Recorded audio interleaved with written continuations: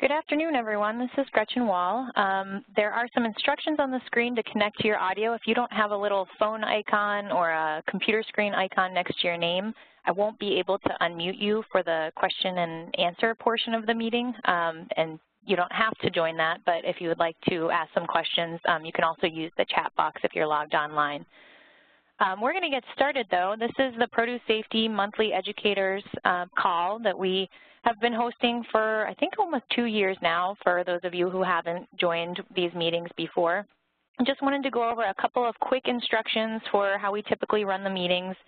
You've all probably noticed at this point that everybody on the call is currently muted just to cut down on background noise, but we will have plenty of time for questions and answers, and you can use the little hand raise function so that we know that you'd like to ask a question, and then I can go ahead and unmute your line. If we can't get around to all the questions, and I think we have a pretty short agenda for today, so we should be able to get around to most of the questions, but feel free to leave any questions you have or comments in the chat box, and we can always get back to you via email.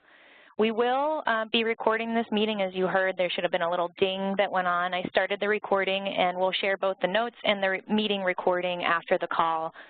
These are also all cataloged on the Produce Safety Alliance website if you happen to ever miss a meeting or want to go back and read the notes or listen to the audio files.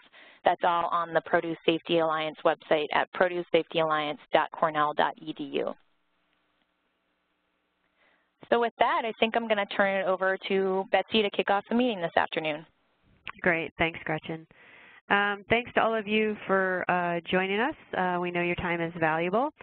So for today's call, what we'd like to share is some of the stuff we know from the PSA 2016 training recap. We're going to show you some numbers we have. We are just in the process of starting to look at evaluations and get those crunched, so we don't have a lot of information, but we do have some numbers to share and some other information.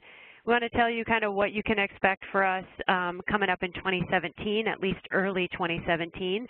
And there is a place there where we're going to ask you guys a question to respond to, so get through that. And then we'll talk about the PSA Lead Trainer Process, give you an update on where we're at with that. We know there's several people perhaps on this call that are in there, so we wanted to give you an update of where we're at. And then share with you some supplemental materials that were in development.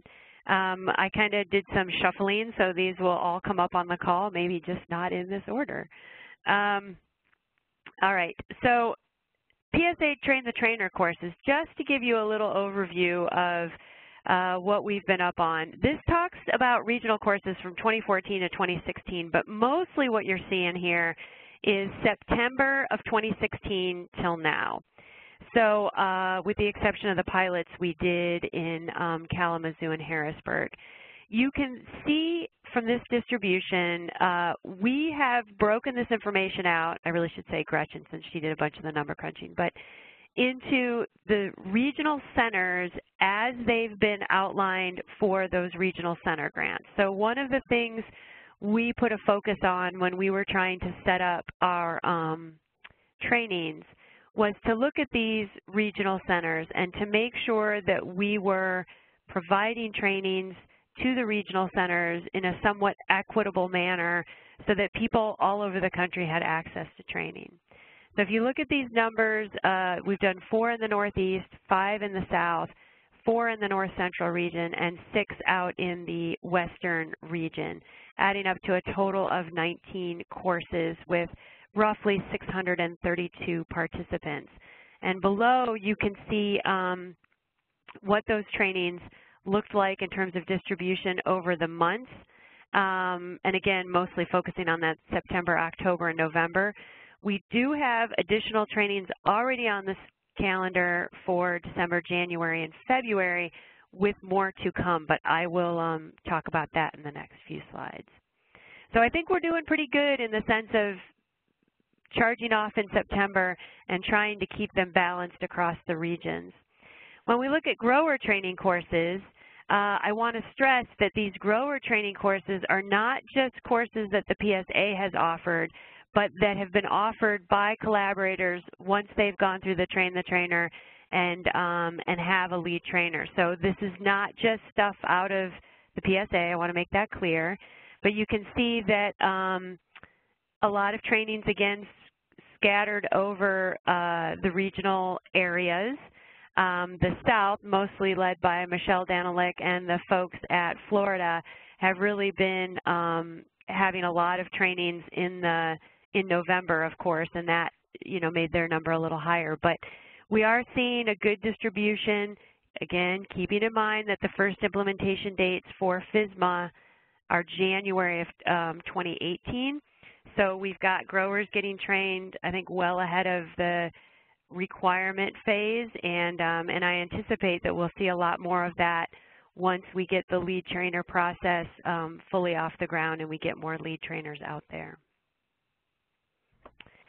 So to go over our perspective in looking at the training courses and the evaluations, our big focus on evaluations is really going to be on overall issues, problems, and concerns. And I would say that since we started in September, we have been tweaking things in the courses to address things that are coming in that are obvious and needing addressing. So we have been using this evaluation data all along to address any issues, problems, or concerns that we're having. Some of those things are still being addressed because it takes us, some time to implement solutions and develop solutions. We have been offering PSA integrated trainings, and as a review for you all, an integrated training is a grower training on day 1, and then a train the trainer day 2. So all the trainers come on day 1, experience a grower training, then wrap up their train the trainer on day 2.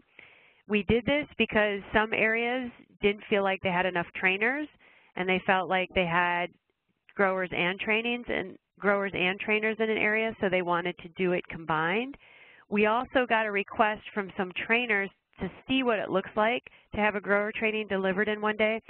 So that's why we initially developed the integrated training. What we're finding from a management standpoint is it adds complexity to the planning and the management.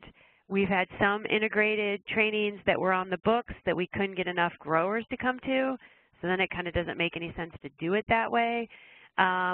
The critical thing to us is that we want to make sure that both the growers and the trainers are getting what they need out of it. And that's what we're really going to be looking to the evaluations and to some of the feedback to tell us.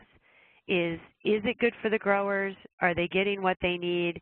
Is it okay for the trainers to try and be balancing how they deliver those modules when it's a grower training but they have trainers in the room? Because how you deliver the modules in a grower training versus a train the trainer are slightly different because you emphasize different things. So that's going to be a decision we make based on evaluations. We're also already working on version 2. That bullet there, if you see something, say something approach, people have told us there's a mistake here, or this isn't clear, or this is only partially right, or whatever. But all of those things we are cataloging, and we want to make those adjustments so that if we do a version 2, it is better than a version 1, and it makes those adjustments. So that we're doing through the evaluation mechanisms as well. On top of all of the using the evaluations, we're even tweaking the evaluation. So the first evaluation we had, we noticed quite quickly that some of the wording wasn't very clear, so we changed that. We also noticed that there wasn't a real clear way for people to comment on the trainers or the people that deliver the modules. We've told people to put that in the comments, but we don't really have a nice quantitative way to get that information. So we're going to continue to modify that language and clarify that so that the evaluation data we're getting is as productive as possible, since it does take time for people to do it, and we want to make sure we're getting the most out of it. Another thing that has come up through the training course, evaluations as well as feedback we're getting at the course, is that people are asking us for additional support materials. And this next slide is really going to tell you some of the things that we are working on within the PSA to address some of these issues. One of the requests we've had is for a GM and STV longhand calculation worksheet. And what I mean by that is how to actually do the GM and STV calculations on your own. We know that California has the nice calculator, which is lovely. We know that University of Arizona has the app, which is also lovely, very useful. But some people have expressed the desire to be able to do it without those calculators. So that is one thing we've been working on, and essentially it's done. We've shared it with FDA. We're hoping they'll comment on it, but we plan to post that. We also have a PowerPoint slide set to talk about exemptions and exclusions in more detail. We do cover this a little bit in Module 1, but it is very, very, very brief. And some folks have asked us to put together a slide set that maybe they can use at a training prior to offering it so growers know if they're exempt or excluded, if they even want to come to the PSA training. So that's another item that is, I would say, essentially done. That'll be getting posted here shortly. We're also working on a post-harvest sanitizer database. If you think about Module 6, where we're spending a lot of time talking about cleaning and sanitizing, there's been a lot of discussions about that. I will say, once we put our toe in the water on this one, we sank into our necks. And it's a big, big document, a big database document. We will be sharing that, and it will be sort of in a draft form. We've also been working with our colleagues in the Northeast Regional Center to review that, clarify that. You know, I think we got it from Amanda originally, so it's really been a collective item, but I think you all will find it useful, and hopefully, I just want to put a bug in your ear. Essentially what we've realized is because of state laws and state labeling things, it might be one of those areas where people from each state may want to take on pieces and parts of it. And so I suspect as a collaborative item, this one might be somewhere where we talk about how do we collaborate across states to make it as useful as we can for growers. In our house, Donna, Paul has really been the lead on that, but I think you'll hear more about this moving forward. We're also working on a Am I a Farm activity. As you know, there's a little bit of a gray line between some of our on-farm packing houses being packing houses on farm, or are they really packing houses that fit under the human foods rule? And so trying to clarify some of the gray there. That document, I wouldn't expect to see it real soon. The other three that I've talked about, I think you'll see quite soon on our website. But just to let you know, we are working on something like that. If you're interested and you want to be part of it, just let us know. We're also working on a list of FSMA Produce Safety Rule required records. This is something that came out of a lot of the trainings. Growers have said, you know, what records are actually required. Of course, this is also a complex issue because some records are required if you're doing a specific activity, whereas if you're not doing that, it's not required. So there's a little bit of gray area that we're tripping across, but hopefully we'll have something out, probably in draft form for people to look at and comment on and see if we can get that as clear as possible. We also have a training checklist, and this was really developed to help people setting up grower trainings and collaborating with us on Train the Trainers to know, okay, here's a list of things that have to be done to make this training successful. That is looking very good, and I think we will include that on the AFDO website, I think is what we decided this morning as well, so that it's up there with the draft agenda and all the other information that you need as trainers, and then we'll make sure we link through it through our website as well.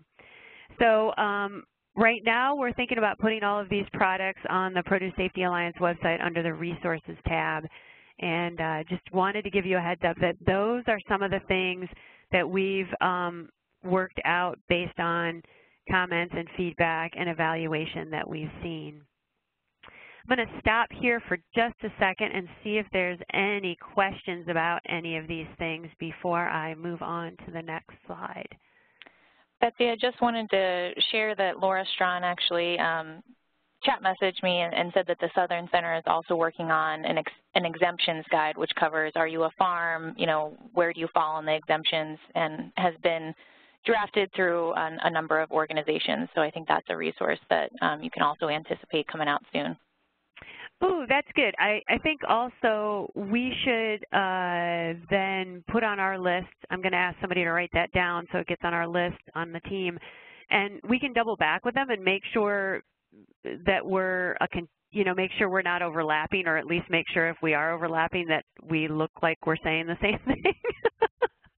Absolutely. So that's good. Thanks, Laura, for pointing that out. We'll make sure we follow up with you and talk to the right people.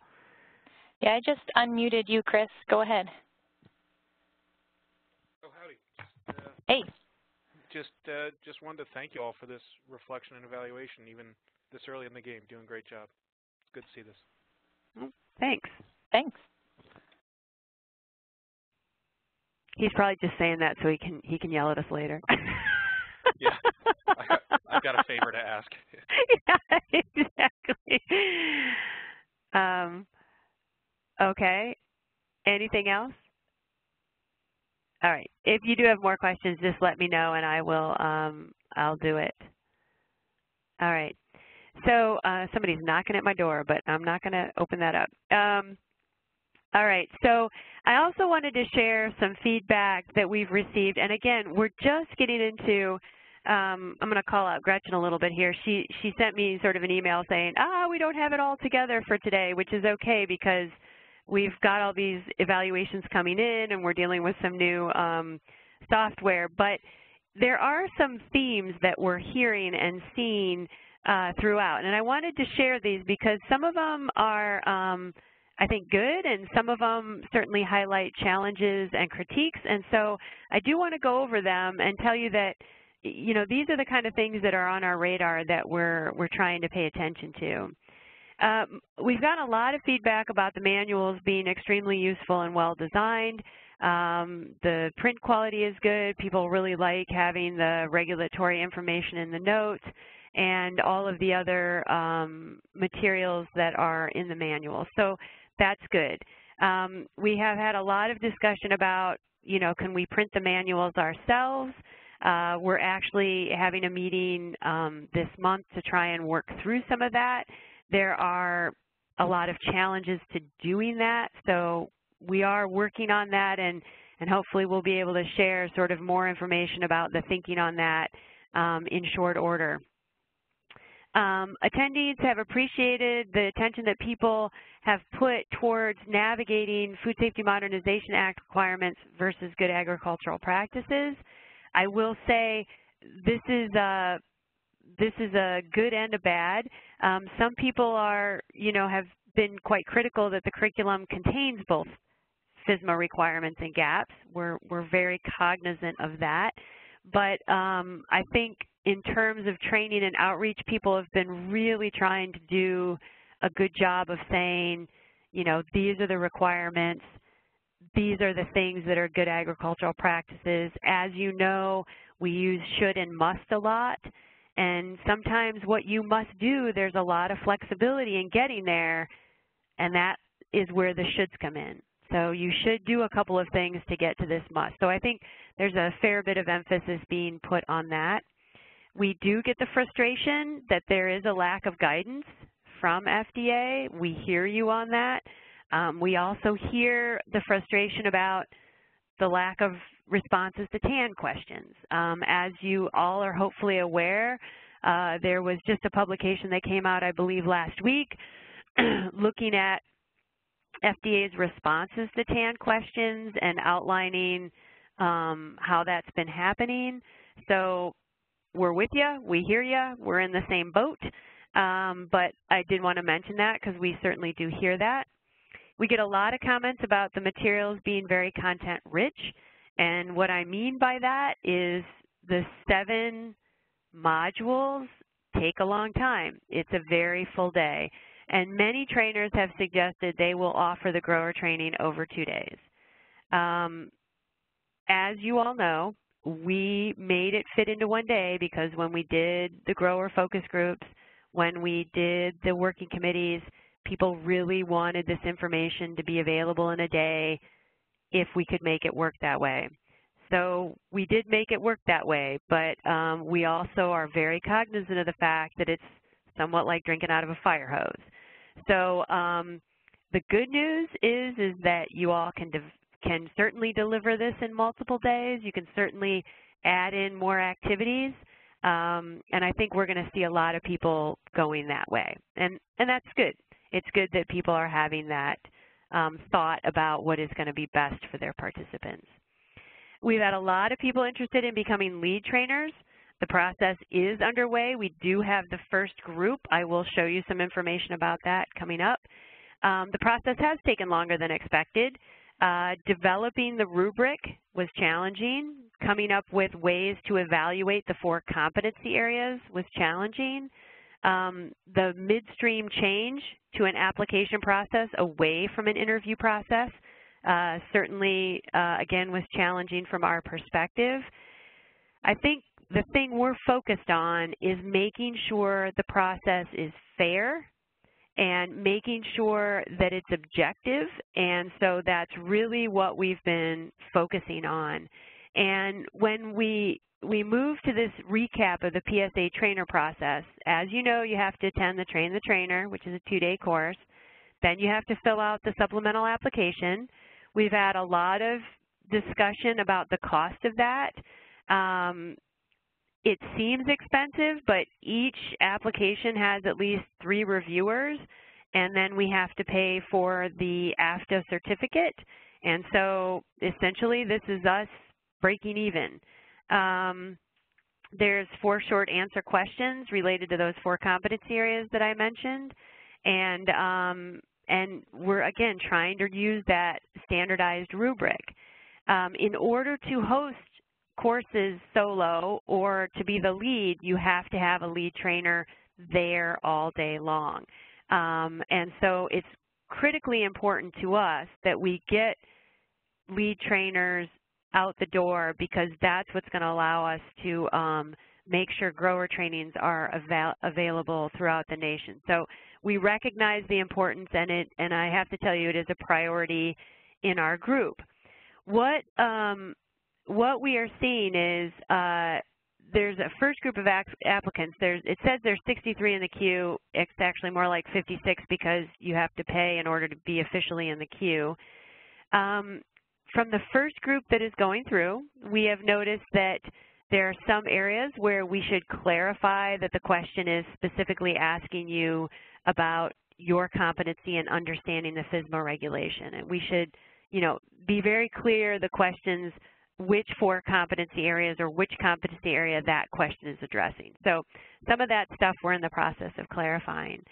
If there's when the thing goes through the rubric with 3 reviewers, if the 3 reviewers don't agree in the sense that, say, one reviewer thinks the person has failed and the other one thinks the participant passed, then they have to have a conversation, because we have to make sure that amongst the 3 reviewers that they're having a cohesive view.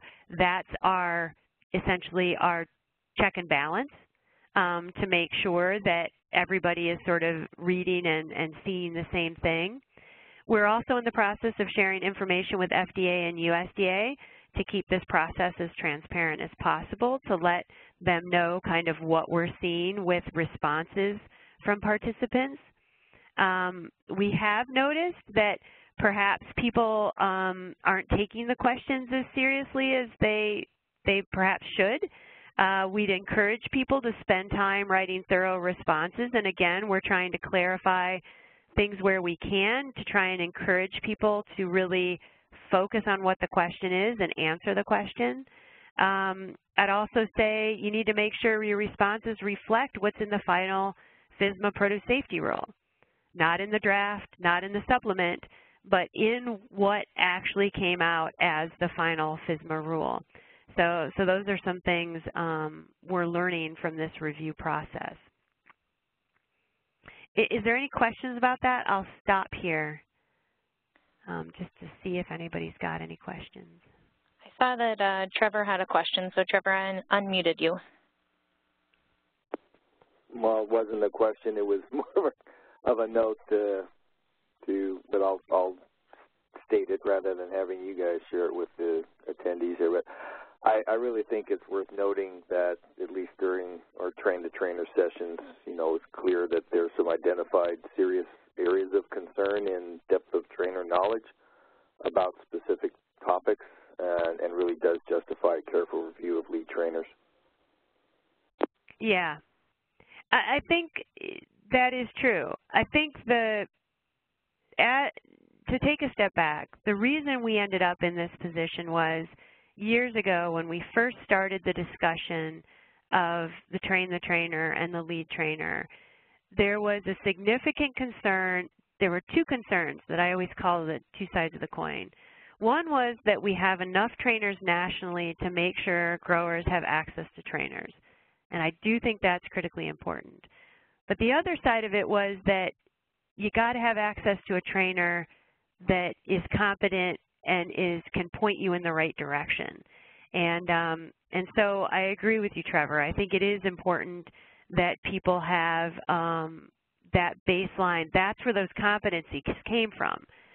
That was certainly not us making that up. That was certainly things that came out in terms of critical competencies, in terms of helping growers understand expectations and helping them figure out how to assess risks and implement practices that are effective. Yeah, and that's what I'm saying, is that I'm supporting the process that's been developed and continues to evolve. And as you know from our own sessions, a concern, besides having sufficient number of trainers and lead trainers to make this work, is that, growers don't walk out of the room, or others don't walk out of the room with misinformation that they're going to commit into implementation. And, right. And that, again, I would argue that came across in the ones that you participated with us, that this is something that we have to overcome. Right. Just the general lack of knowledge in specific areas as it relates to some very specific standards around the rule. Mm-hmm. For sure. I believe Luke also has a question or comment, so go ahead, Luke. Oh, I put in the chat box, is there a timeline for LT approval? People are getting a little nervous because we have several scheduled and don't know if we should publicize this yet. Right. So where we're at is we have this first cluster in for review, and we're using this first group of people to double check the rubric, double check the clarification on questions, make sure USDA and FDA shares with some of the information. So we're hoping this first cluster, in terms of our timeline, we're hoping by the end of next week we'll be able to move this first cluster out, wrap them up, and then hopefully move in the next set. And we're hoping that after this first cluster, I guess we'll probably do another group just to double check that the changes we've made are working. But once we get through the clarification, it should go quickly. I will give props to the PSA team and certainly to Rob Way for the mechanism he set up for reviewing is pretty nice, and it's easy for multiple reviewers to do it at the same time. So once we work out some of these bumps, hopefully it'll go much quicker. We do have to allow FDA and USDA a little bit of time to respond to the information I will send them, but I'm really hoping by the end of next week we'll have the first cluster out. And would you include information about how one manages this course with AFTO and all that kind of stuff? You mean from the lead trainer? That information is pretty well documented, and we can send that to you for registering a course and all of that. We can send that to you if you don't have that. Yeah, I'll also put that. I think that's a good suggestion to put into the meeting notes, but all of that information is on the AFTO website about how you register courses and all that. Oh, I went to the APTA website, I couldn't find it. So if there's a link, that'd be helpful. Sure, Okay. I'll put that in. We'll for sure put that in the notes. And I do know, Luke, I will say this, I do know there's a lot of people, especially with winter coming on, there's a lot of people waiting for this. So we do recognize we're causing people hearts to stop, and that's not at all our intention, but we just really need to make sure we're being fair and that the rubric is working the way it should. So it does take a little longer, and we appreciate your patience, but we are trying to move it through as fast as we can. Great, thanks. Okay. Okay, I see another question or comment from Diane. Go ahead, Diane. Hi. I was just wondering if the group that was trained in November in Vermont, has that gone forward so that people can apply to be lead trainers, first of all?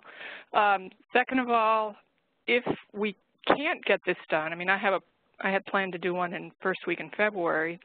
You say that lead trainers will need to be brought in who are approved. And it concerns me because how many of these lead trainers, you know, have that in their minds, they're going to go traveling around to the states where they don't have a lead trainer to do training. So is that really going to be available, and how do we access those folks? I'm going to let Gretchen respond to the Vermont, and then I'll respond to the other piece. You're going to get some information shortly about the Vermont course, so we'll leave that to a separate email because that doesn't pertain to everybody on this call, but we'll follow up with you guys shortly. Okay. Okay. And then in terms of the others, the PSA team will certainly try to cover, but once we have lead trainers out there, we will try and, if they're amenable to it, sharing their information so that you can contact them, and if we can't help, trying to find people that can help. Ideally, we will, again, once we get through this first thing, ideally we'll get people through quicker come January or come the end of December. So that's not very comforting, but we will try, like if you tell us, like, here's what I got and I'm a little nervous, we'll try and make sure that we can get somebody there if we can. Okay, so I guess my question is, should I not schedule something until a certain date? I certainly wouldn't advertise it until you know you're covered, and even if, like with us, even if you tell, and Don this morning on group meeting said, I have a lot of hold on my calendar because people have asked us to hold dates in case they're not through the process yet. And we're happy to try and do that to make sure people are covered. Again, there's only 5 or 6 of us, so it's not, there isn't a lot of us to go around, but there will be more lead trainers out there shortly. And again, we're trying to prioritize getting them throughout the regions where we can. So to summarize, since I'm not hearing you say anything, let us know. Let us know when you have one scheduled, and we'll see if we can't get somebody to hold it on their calendar. And then hopefully it'll be a moot point, and you'll be through the process, and it won't be a problem. Okie doke. Okay. I'm more concerned about January's trainings, Diane, than I am about February, but I feel like we're on the cusp here. We just need to make it over a few other hurdles. Right. Any other questions?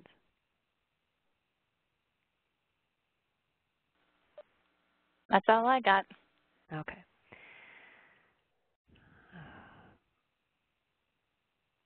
Okay, 12.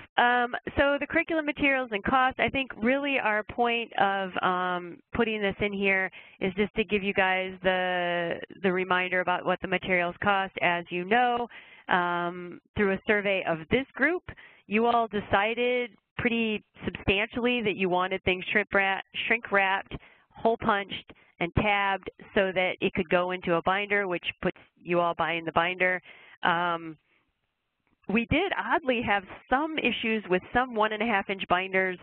The spine was narrower than others, so we actually have modified the spine in the newest print of the books to try and make sure the spine fits like it should. That only came up in a couple of trainings, but we didn't want anybody to feel that stress, so we went ahead and modified it. Shipping cost is a big one, and so we wanted to mention that to people to make sure you incorporate the cost of shipping into purchasing those materials. And again, the idea of being able to print your own manuals is on the docket for discussion, so we're trying to work through that, and hopefully, again, we'll have some answer about that by the beginning of the year as well. All certificate payments go to AFTO. They don't go to the PSA. Any questions about any of that? All right. So looking at 2017, talking about training courses and other PSA goals that are sort of on our first and foremost, we plan to continue scheduling Train the Trainers and grower trainings in 2017. Getting to Diane's point, some of the grower trainings that are on our schedule already, or at least held, are to make sure that our collaborators who need a lead trainer have one. As soon as any courses are confirmed, we will get them on our website. We've also been working with AFTO because not all the grower trainings have been coming up, so we're trying to make sure open grower trainings that you know where those are at.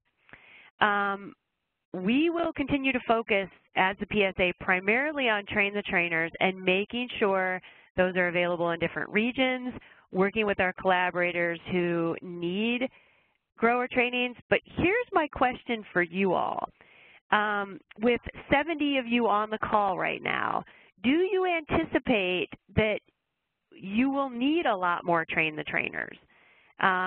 We're not, initially when we talked with our folks, people had talked about, 500 trainers nationally. We've already trained over 630 people. So I would love, I would love some thoughts if you guys think, oh yeah, we're going to need a lot more Train the Trainers, or if you think at some point that tide is going to be, going to be lowered and there won't be that big of an interest in it. And maybe it's dangerous asking 70 people to all shout their opinions, but if you have an opinion about this, or if you're in a state where you feel like, yeah, we're going to want 2 Train the Trainers or 5 Train the Trainers or whatever, I would love to have that feedback.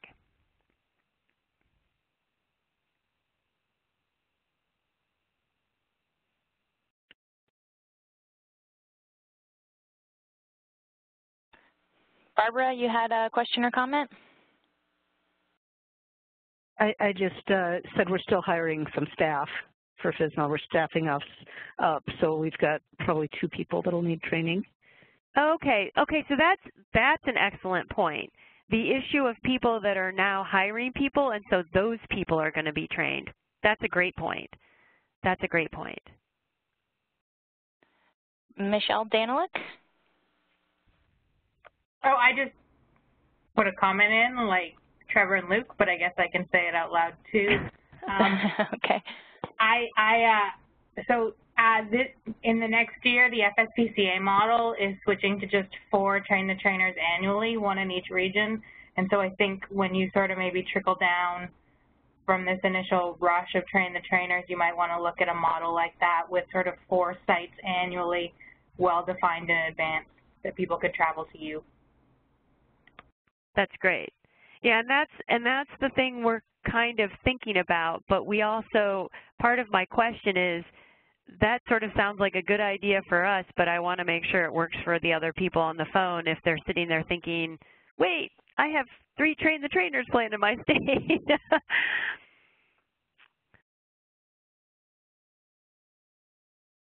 Yeah, and I think the other thing, Michelle, that's a good point about is, I think, did FSPCA launch about a year ago? Is that correct? Do you remember when they launched? Yeah, their first official Train the Trainer, I think, was the first week, either the last week of October or the first week of November of 2015. So about a year ago. 11 months. Do you have any idea how many trainings they held overall?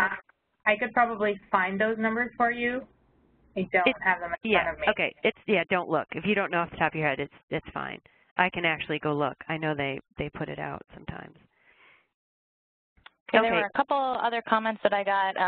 One is regarding turnover in staff, like retirements and new hires. Apparently in Pennsylvania, that's something that they might be looking to host again in the next year or two. That was a comment from Lee. Okay. And then for Montana, there's a comment about it would be nice to have a couple of trainers in Montana, so they do suspect that they'll need a training there. And then Trevor's suggestion, which we've heard before, was advocating to offer a one-day more advanced trainer curriculum. So that's something that I have heard previously.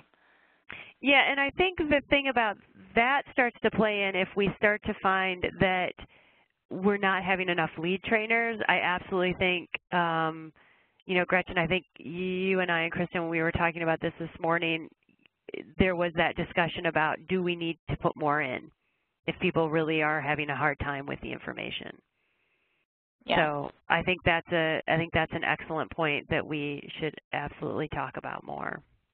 Yeah, I think another point brought up by Christina is regarding states, and the folks that are getting hired at the state level are going to need to be trained, especially those that are involved in implementation.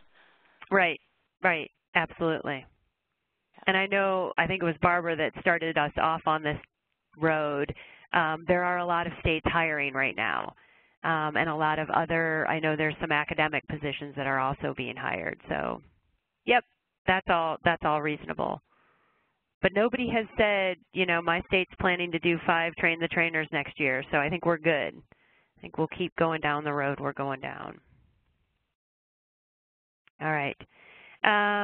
So next on this list, we are, as soon as we get the lead trainer process tied up and working smoothly, we are turning our attention towards the trainer of trainer process, the top process.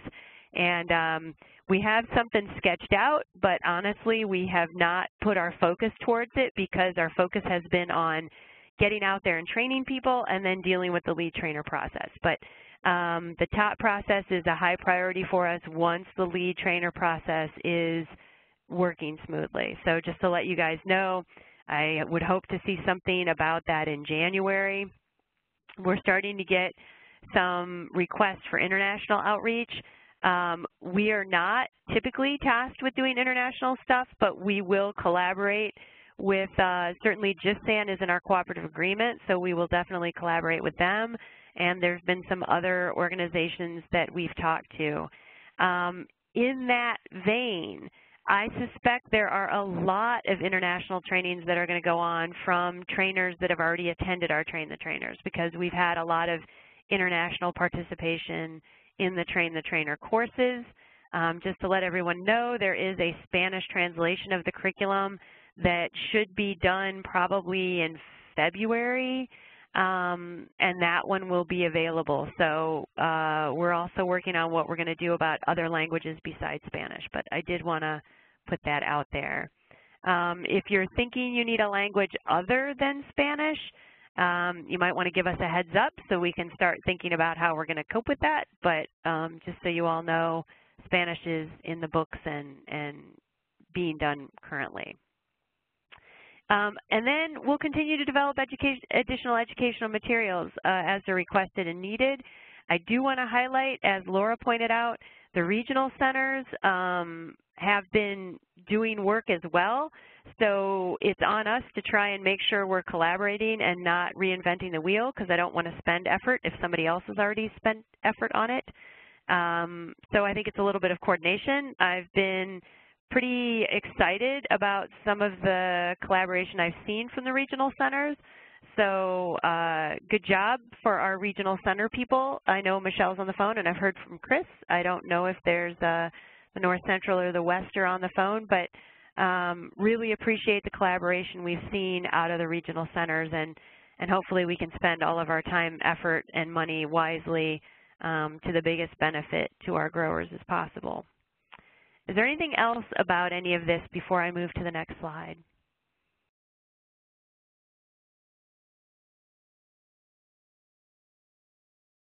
Okay, hearing none, I will say that we're talking about the next group meeting, the 30th, which departs from our normal second Monday or whatever, and it's at 3 p.m. So right now that's what we're tentatively looking at. I have been talking to some people about, some things we could do on that call related to other stuff, but if there's any topic you would like us to discuss, let Gretchen know so we can follow up and get somebody who knows something about it on the phone with us. I don't think we'll have cause to move the time, but we'll make sure moving forward, and we'll let you know. Is there anything else related to that? Moving to this next slide while you guys decide if you want to ask any questions. Again, these are our regional extension associates. You can find them on our website and their contact information. I will say this. It's been busy since September, and I think these guys have done a great job.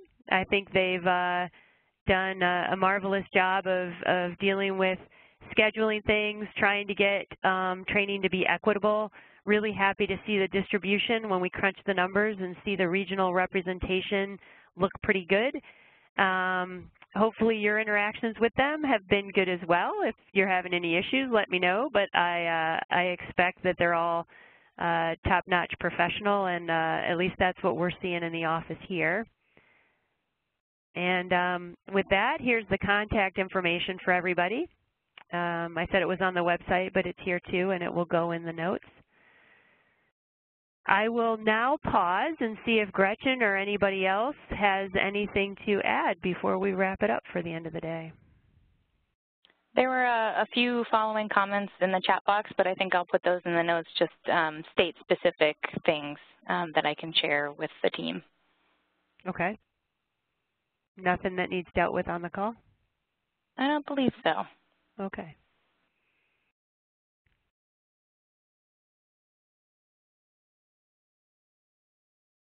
All right. If there is anything else, if there isn't anything else, again, I want to thank you for taking time out of your very busy schedules. I do want to thank all of you as I take a moment to look at who's on this attendee list.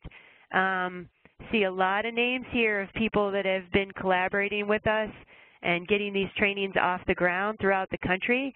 Cannot thank you all enough for your collaboration and assistance and your patience, because I know the lead trainer process has been frustrating for a lot of people. If there's anything we can do to help, anything we can do to, repay the debt of good collaboration, let us know. Otherwise, I hope you guys all have a good week, and thanks for taking time out of your day. Thanks all. Take care.